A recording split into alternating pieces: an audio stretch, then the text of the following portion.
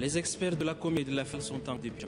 Ils passent en revue tous les documents des activités menées par cette institution sous-régionale pour la période 2010-2012. Opération de nivellement le maire intérimaire Haji Itdemo à l'inspiration. C'était ce matin dans le 4e arrondissement. Reportage complet dans ce journal. En sport, les clubs BAC et Académie qualifiés pour la finale de handball de la coupe mise en jeu par la BAC à l'occasion de la célébration de son 40e anniversaire. Merci de nous rejoindre sur Téléchad pour ce journal. Au départ de cette édition, l'éditorial de la semaine, Ahmad Makaïla, est avec moi dans ce studio. Bonsoir Ahmad. Bonsoir Jibril. Mesdames, Messieurs, bonsoir. Qui se souvient encore du forum sur les énergies renouvelables tenu ici même à N'Djamena? Bien sûr que beaucoup, dont moi-même, une organisation réussie, une méga foire, une success story comme disent les Américains, des invités de marque et de choix, une méga foire achalandée, des stands bien éclairés avec la cerise sur le gâteau, le parrainage du chef de l'État. Un noyau animé par des jeunes Tchadiens du reste, initiateurs de l'idée qu'opter dans la grande famille de la diaspora est mise en place avec des moyens conséquents pour asseoir la révolution solaire au Tchad. Tchad, pays de soleil, une source d'énergie gratuite à produire à moindre frais, bio et renouvelable à merci, aussi longtemps que le soleil s'élèvera à l'est et le crépuscule à prévoir à l'ouest. Bref, une belle histoire dans un pays qui ne compte pas de barrages hydroélectriques pour le moment et où la question de l'énergie passe pour être la quadrature du cercle et où le solaire représente selon toute probabilité une issue. Le pays est brûlé 12 mois sur 12 avec des pics de température qui culminent à 45 voire 50 selon les saisons et les zones. Aujourd'hui, c'est à croire si nos jeunes venus de la diaspora ne nous ont-ils pas vendu un éléphant blanc. Rien que l'organisation du forum aura coûté au bas mot aux contribuables tchadiens près de 900 millions de francs CFA. Les exposants étaient venus du monde entier. Le forum fini, la même équipe aura le mandat de faire prendre corps à la somme des différentes pistes évoquées pendant le forum. On a c'est la logistique qui devrait accompagner l'initiative. Le pays a vu grand. Tout a été prévu pour faire de cette initiative un projet avant-gardiste au Tchad, en Afrique et dans le monde. Et pourtant, dès le 10 juillet 2012 déjà, le ministère de l'Énergie s'est fendu d'une correspondance relative à des prélèvements pour le moins suspects sur le compte de la structure mise en place. Cette alerte n'a été ni suivie d'effet, ni dissuadé les concernés, sinon les mises en cause dans la correspondance. La suite me paraît plus saugrenue. Les structures habilitées de l'État ne demandent ni compte ni explication, comme pour perpétuer le flou. Sur la chaîne, visiblement, il doit y avoir un ressort de cassé. Le ministère en question ne s'assure d'aucun monitoring et le dossier est classé. Aujourd'hui, les principaux responsables de ce projet fantôme sont tous aux abonnés absents. Impossible de les joindre pour la moindre explication. À cette date, aucun business plan n'est disponible. C'est gratifiant pour notre diaspora du reste très active beaucoup plus sur la toile que sur le terrain, je dois l'avouer, gratifiant eux-mêmes, élégants de disposer d'une telle diaspora. À considérer un pays comme le Mali, de ce que sa diaspora injecte dans l'économie malienne, annuellement dépasse l'ensemble de l'aide publique au développement. Un pays, pour son décollage, a besoin de tout Mali, où qu'il se trouve, aucune main n'est des trous. Mais encore faudrait-il qu'elle soit une main experte avec un minimum de sérieux, doublée d'une bonne dose d'amour et de conviction pour ce pays. Car ma foi, il faut croire à ce pays. En ces temps où le Tchad fait appel du pied à sa diaspora, peut-être qu'on devrait tous nous soumettre à un test de conviction comme chez les bouddhistes. Le projet, enfin, ce qui tient lieu de projet est dans l'impasse, alors que le pays, du moins l'État, a cru en cette initiative. Pour une immersion de notre diaspora dans le pays qu'il a vu naître ou partir elle-même ou s'aligner, c'est un sacré loupé. Il sera, à mon avis, de plus en plus difficile de faire confiance aux parents vus d'ailleurs. Il est bien vrai que le président de la République avait dit qu'il rêve d'une jeunesse qui a de l'audace, mais cette audace doit se manifester manifester dans la loyauté, le travail et le sérieux. Autrement, ça n'est plus de l'audace, mais de l'lecture. Ça n'est plus le travail, mais la quotidienne. Dans cette histoire, il faut craindre que la politique de la responsabilisation de la jeunesse n'y laisse des plumes. Heureusement que la jeunesse tchadienne, mais aussi la diaspora tout entière, ne saurait répondre des actes isolés, mais toujours est-il que la malédiction, de mon point de vue, est née. Le regard sur la diaspora porteuse de grands et vrais projets ne sera plus le même, hélas. Vivement, lundi prochain. Merci Ahmad Makaïla. Dans le souci d'appuyer le système de la formation professionnelle et technique au Tchad, le ministère des Arts et Métiers organise depuis ce matin à l'hôtel Santana un atelier de formation. Atelier placé sous le thème pour une meilleure adéquation entre l'offre de formation et les besoins du marché et du travail. Noubanouba Italomadi. La formation professionnelle qui par essence est le transfert de compétences et de techniques en adéquation avec le milieu professionnel professionnel. C'est dans l'optique de valoriser ce domaine que le ministère et ses partenaires vont échanger pendant 3 jours autour de cette problématique qui s'intitule « Pour une meilleure adéquation entre l'offre de formation et les besoins du marché du travail ». Pour Barbara Mertunu, spécialiste des programmes de l'éducation de l'Organisation internationale de la francophonie, le Tchad s'engage dans la réforme de son système de formation professionnelle afin de permettre aux apprenants de bâtir à venir. Il ne suffit pas seulement de transmettre des connaissances techniques et professionnelles. Il faut penser à la création des structures d'accueil pour ce qui est le but de la passion entre l'Organisation internationale de la francophonie et le ministère des Arts et Métiers. Permet aux experts de développer des techniques et des compétences favorisant l'insertion des jeunes dans la vie active. Le gouvernement de la République du Tchad, sous la houlette de son Excellence Idriss Déby Itno, voudrait asseoir le développement de notre pays sur les compétences humaines pour disposer d'un environnement favorable à la création des entreprises et de l'auto-emploi. Le chef du département des arts et métiers de préciser que cette formation vient relever le défi entre l'offre et l'emploi et prendra en compte les besoins réels de l'environnement socio-économique du pays. La 7e séminaire des experts de la COMIFAC, entendez Commission des forêts de l'Afrique centrale, s'est ouverte ce matin à l'hôtel Santana. Il s'agit au cours de cette rencontre d'analyser le bilan financier et établir le plan de coopération future 2013-2014. L'ouverture de la session a été présidée par le secrétaire général du ministère de l'Environnement. Le point avec Grangacha Mirima. La rencontre des experts de la session ordinaire de la Commission des forêts d'Afrique centrale prélude à la session dans 2 jours les rapports d'activité COMIFAC, institutions partenaires pour la période 2010-2012 et la mise en œuvre des résolutions des conseils des ministres, les recommandations du rapport de contrôle interne de l'audit financier et le plan comptable du secrétariat exécutif de la COMIFAC. Venus des 10 pays qui composent la COMIFAC, les experts procéderont également à l'analyse du plan d'action biennal du secrétariat exécutif pour la période 2013-2014 et éventuellement la mise en place d'un plan biennal de coordination nationale de la COMIFAC. Pour le secrétaire général du ministère de l'Environnement et des Ressources halieutiques, cette rencontre qui situe l'enjeu de la Commission des forêts d'Afrique centrale est très importante pour le Tchad. Nous ne doutons pas un seul instant qu'avec le capital de vos expériences, qu'avec votre volonté d'apporter vos contributions à la problématique de la gestion rationnelle et durable de nos ressources naturelles et avec l'esprit de solidarité qui vous anime, vous parviendrez à des recommandations pertinentes. La tenue de la 7e session ordinaire de l'action des Afrique COMIFAC envisage aussi un regard sur l'harmonisation des politiques forestières en Afrique centrale. Les résolutions issues de ces échanges seront soumises au Conseil des ministres de la COMIFAC prévu le 21 novembre.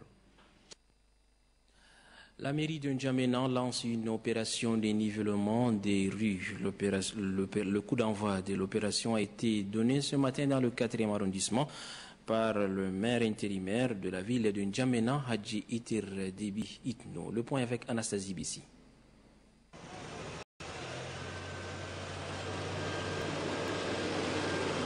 Après 6 jours de prise de fonction, la maire de la ville de N'Djamena par intérim, Adje Itir Déby Itno, effectue sa première visite de terrain. Sur demande des maires des communes des arrondissements, la mairie de N'Djamena met à disposition des différentes communes des arrondissements des véhicules pour le nivellement des rues. Les travaux ont déjà démarré dans le 4e arrondissement. Cette initiative vise à rendre salubres les quartiers et la circulation. La population du 4e arrondissement a souffert.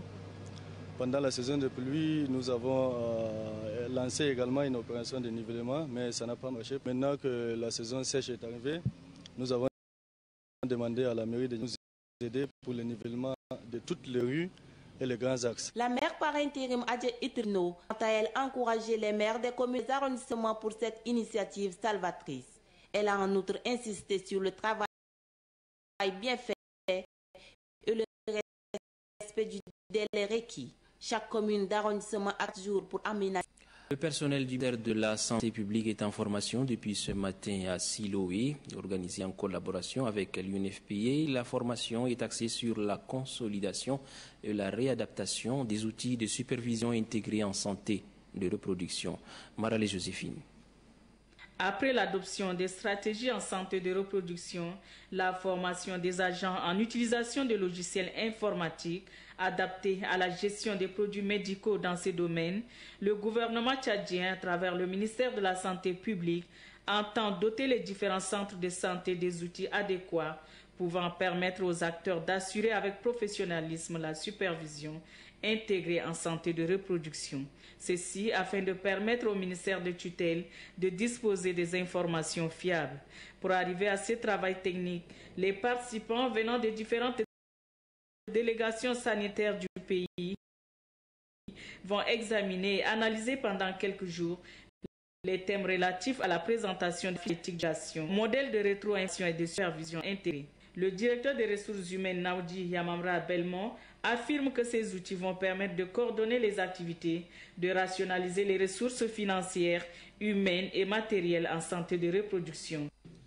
Le ministère de la Santé publique, en collaboration avec ses partenaires et particulièrement l'UNFPA, a décidé de mettre en place des outils de supervision intégrés en santé de la reproduction uniformes afin de mieux coordonner toutes les actions contre la mortalité maternelle, néonatale et infantile pour obtenir les résultats attendus au regard des ressources déployées. La consultante de l'UNFPA, Touré Albatour, a apprécié les efforts consentis par le gouvernement tchadien afin de réduire la mortalité maternelle et infantile. Cependant, elle déplore la faiblesse des indicateurs en santé maternelle et infantile qui, selon elle, constituent un défi à relever. Volet santé toujours, le ministère de la Santé publique, l'UNFPA et les autres partenaires se concertent depuis ce matin à la Bibliothèque nationale. C'est à la faveur d'une rencontre sur la feuille de route nationale pour l'accélération de la réduction de la mortalité maternelle, néonatale et infantile élaborée pour la période 2009-2015. Adoumbe Hortense. Le taux de décès maternels et néonataux demeure encore élevé en Afrique subsaharienne, dont le Tchad. Selon les statistiques, plus de 1000 décès pour 100 000 naissances sont pour la plupart des cas enregistrés. La feuille de route nationale pour l'accélération de la réduction de la mortalité maternelle, néonatale et infantile, élaborée pour la période 2009-2015 par le gouvernement et ses partenaires, est mise en exergue. Il est ici question de faire le point sur l'état d'avancement de cette feuille de route afin d'élaborer un plan triennal. À ce propos, les 5 étapes du processus d'évaluation à mi-parcours seront étudiées. Le but visé, c'est d'offrir aux femmes des soins obstétrico-néonatales d'urgence en vue d'éviter les complications qui peuvent être traitées. Pour le représentant adjoint de l'UNFPA, Mohamed Lemine Ould Moujtaba, il ressort aussi des constats que les besoins non satisfaits en planification familiale restent élevés. Le représentant du ministre de la Santé compte l'expertise des participants pour atteindre l'objectif. Je suis convaincu que grâce à l'appui technique de l'équipe nationale, appuyée par les consultants internationaux expérimentés venus du bureau de la sous-région, du centre et de l'ouest de l'UNFPA, le Tchad disposera d'ici peu d'un plan opérationnel 2013-2015 de soins obstétricaux néonatales d'urgence. ministère de la Santé publique est tenu au sortir de ses assises, mettre sur pied un système en vue d'éviter les faiblesses de soins obstétricaux et au-delà réduire les décès maternels et néonataux. Les ressortissants de Béré se sont retrouvés pour célébrer le passage de leur sous-préfecture en département. La cérémonie s'est déroulée à la place publique à Béré le vendredi dernier. Des précisions avec Adoum Abdelkader.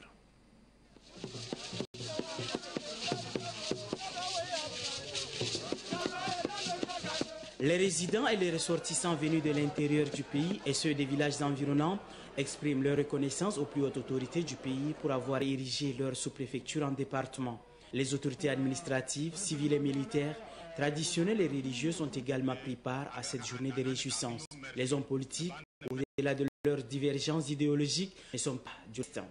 2 mois après le passage de la sous-préfecture de Béré en département, la joie des ressortissants est immense, comme si c'était encore hier. Nous sommes dans une immense joie, ça on ne peut pas le cacher. Et voilà, on est vraiment très fiers de ce joyau. Nous avions attendu 40 ans durant. Et le président de la République nous a offert, on est très content de son geste. Pour le développement de leur département, des axes stratégiques ont été définis par les fils de la Tandjilé du centre. Le représentant du médiateur national salue cette initiative qui entre en droite ligne de la politique du gouvernement. Vous faites aujourd'hui face à d'énormes multiples défis qui sont entre autres l'unité, la paix, la cohabitation pacifique entre les différentes communautés vivant dans ce département et le développement socio-économique afin de répondre au grand rendez-vous de l'histoire à l'ère de la Renaissance prônée par son Excellence M. Idriss Déby Itno, président de la République. Mais déjà, le secrétaire général de la région de la Tandjilé, Abbas Moustapha Chetima, souhaite que les services du département de Béré puissent être opérationnels pour appuyer les aspirations des ressortissants de la région. Autre volet de l'actualité nationale, l'installation du bureau de la coordination régionale du parti PPJE, Parti du Peuple pour la Justice et l'Égalité du Logone occidental. C'est le président national du parti, Issa Hassan, qui a installé le bureau de la dite coordination à Delhi. Ghislain Tchanikoudou. Le Parti populaire pour la justice et l'égalité PPJE à la conquête des militants dans le Logone occidental. Après présenter les au gouverneur de région, le président du PPJE, Issa Hassan, accompagné d'une délégation, est allé dans la sous-préfecture de Delhi où il a installé le bureau de coordination régionale du parti. Selon lui, il faut un changement de mentalité en profondeur pour rêver d'un Tchad uni et prospère. Le président du PPJE invite la coordination à une sensibilisation de proximité dans le respect et la tolérance. Il fonde son espoir sur la jeunesse. Le Parti populaire pour la justice et l'égalité est sans conteste une pépinière de cadres de la République. Les jeunes sont le pouce de cette pépinière, dont il est impérieux de prendre soin. La jeunesse constitue une puissante machine électorale eu égard au nombre de jeunes dans le pays. Les militants du PPJE ont saisi cette union pour évoquer les problèmes qui minent la sous-préfecture de Delhi. Parmi ces problèmes, le sempiternel conflit éleveurs-agriculteurs.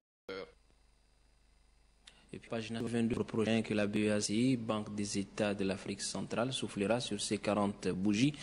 À cette occasion, une coupe a été mise en jeu. Les clubs BEAC et Académie sont qualifiés pour la finale de handball qui se joue le 21 novembre.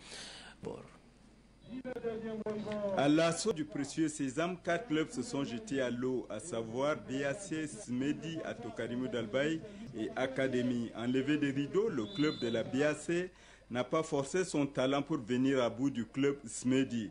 Score à la mi-temps, 21 buts à 12. Le public ndjaménois féru du sport de main est resté sur sa faim.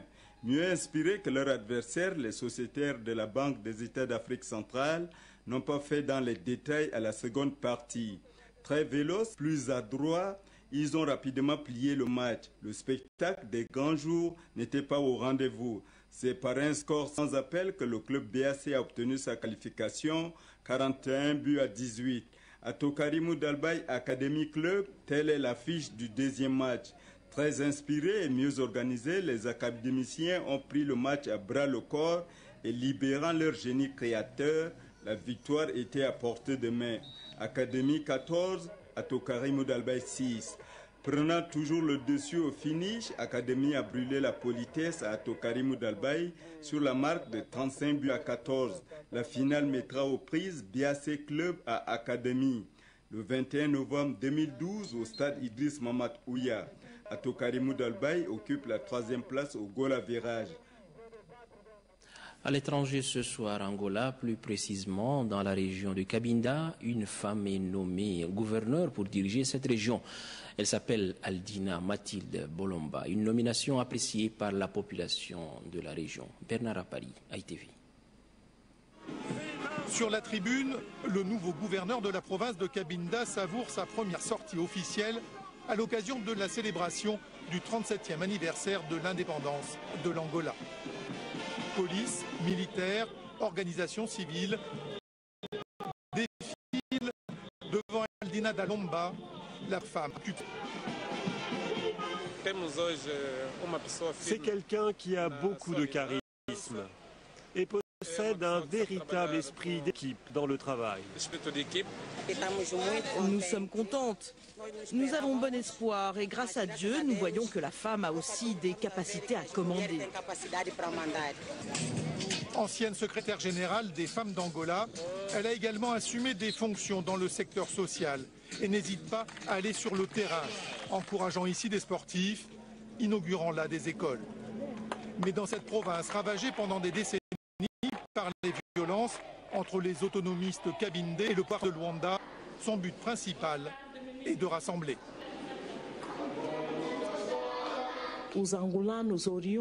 Pour les Angolais originaires de Cabinda qui se trouvent dans les pays voisins, en Europe ou en Amérique, nous leur disons que c'est le moment, car le Cabinda s'est engagé dans la voie du développement. Native de Cabinda, elle y a fait ses études et toute sa carrière. À 48 ans, Aldina Dalomba a été nommée par le président Dos Santos à la tête d'une des provinces les plus contestataires du pays. Le Premier ministre malien au bord du dialogue avec le MNLA et Ansar Dine. À cet effet, il a rencontré le médiateur de la CEDEAO, le président burkinabé Blaise Compaoré, pour des échanges sur cette crise. Le point avec François Bader, ITV.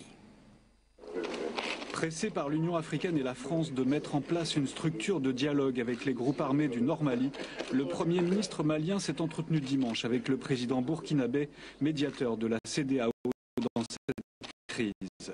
À l'issue de cet entretien, Cheikh Modiara a déclaré que le dialogue avec Ansar Dine et le MNLA était inévitable. Les gens qui composent MNLA et Saline sont nos compatriotes, ce sont des Maliens. Qui ont des positions que certains trouvent pas défendables, mais néanmoins ce sont des Maliens qui ont des revendications.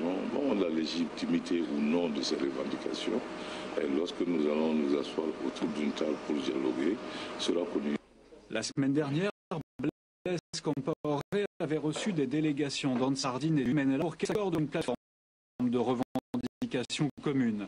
Ansar Dine, groupe islamiste jusqu'à présent AQMI, a eu un revirement spectaculaire en renonçant à imposer la charia, sauf dans son fief de Kidal, et en se disant prêt à débarrasser le Nord Mali des terroristes et des mouvements étrangers.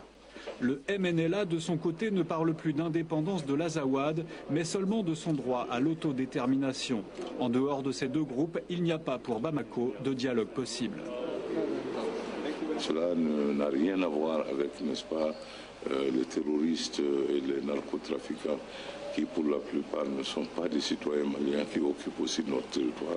Ça, c'est toute une autre affaire à part qui va être réglée de façon appropriée. Cette façon appropriée, c'est l'opération armée de la CEDEAO qui se prépare et qui ne devrait plus viser, si l'évolution d'Ansar Dine se confirme, que les djihadistes d'AQMI et du Moujao. À Bamako, l'annonce d'un possible dialogue avec le MNLA et Ansar Dine a été plutôt mal accueillie par la population. Négocier, je ne veux même pas que ce mot existe encore parce qu'on a tellement négocié les accords de Tamaracet, les accords d'Alger, on en a assez. On ne doit pas vraiment négocier avec le MNLA ni l'Ansar Dine. C'est vraiment le MNLA et l'Ansar Dine, c'est eux qui ont amené le chaos au Mali. Il faut vraiment les frapper. On peut toujours négocier, mais maintenant, à quel prix maintenant?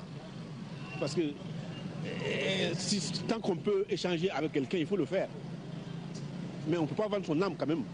Si dialogue il y a, il restera au gouvernement de transition de convaincre l'opinion de sa nécessité pour aboutir à une paix durable au Nord Mali. États-Unis, Barack Obama est le premier président américain à fouler le sol de la Birmanie. À son arrivée, des prisonniers politiques ont été libérés par le gouvernement, n'est-ce pas, Marie Guyard, ITV. L'Obamania a gagné les rues de Rangoon, l'ancienne capitale birmane. Des dizaines de milliers de badauds s'étaient massés lundi le long du convoi de Barack Obama, jusque devant le domicile de la dame de Rangoon, Aung San Suu Kyi. J'espère vraiment qu'Obama nous aidera dans notre transition vers la démocratie. Nous avons beaucoup de groupes ethniques en Birmanie et ils espèrent aussi qu'Obama les aidera. Premier président américain en exercice à fouler le sol birman, Barack Obama ne pouvait manquer de rendre visite à l'icône de l'opposition qu'il avait reçue 2 mois plus tôt à Washington. En novembre dernier, Hillary Clinton avait été le premier chef de la diplomatie américaine depuis un demi-siècle à se rendre à Rangoon pour encourager le processus de réforme amorcé dans ce pays depuis la dissolution de la junte en mars 2011. Consciente de l'ampleur de la tâche, la prix Nobel de la paix a fait montre de prudence. Nous devons alors faire très attention de ne pas être trompés par le mirage du succès. Barack Obama a ensuite prononcé un discours à l'université de Rangoon, là où il y a plus de 20 ans, 3000 étudiants avaient payé de leur vie leur lutte contre la junte. Le président américain a appelé solennellement à la fin des violences communautaires dans l'ouest de la Birmanie, entre bouddhistes de l'ethnie Rakhine et musulmans de la minorité apatride des Rohingyas. Des violences qui ont fait au moins 180 morts et 110 000 déplacés. Pendant trop longtemps, le peuple de ce pays, y compris l'ethnie Rakhine, a fait face à une pauvreté écrasante et à la persécution. Mais il n'y a pas d'excuse pour la violence contre les innocents. Et les Rohingyas portent en eux la même dignité que vous et moi. Ce week-end, le président Thein Sein avait reconnu que la Birmanie se devait de régler ce dossier sous peine de perdre la face sur la scène mondiale. Quant au dossier non moins brûlant prisonniers politiques, le chef de l'État birman a promis que tous les cas seraient examinés rapidement. 44 d'entre eux ont été libérés lundi au moment où arrivait Barack Obama. Et puis avant de nous séparer, je vous donne la lecture de ces 2 décrets. Au terme du décret numéro 1808, la délégation spéciale régionale du Tibesti du Centre national de déminage est supprimée. Et au terme du décret numéro 1809, il est créé dans la sous-préfecture de Rigrig, département du Nord Kanem, région du Kanem, une chefferie dénommée Groupement Foulbi, chef-lieu Boulablim. Le ressort territorial de ce groupement sera ultérieurement déterminé par arrêté du ministre de l'administration du territoire et de la décentralisation. Voilà, c'est ici que s'achève ce journal télévisé en français. Merci de l'avoir suivi. Je vous retrouve à partir de 23h30 pour le dernier rendez-vous de l'actualité.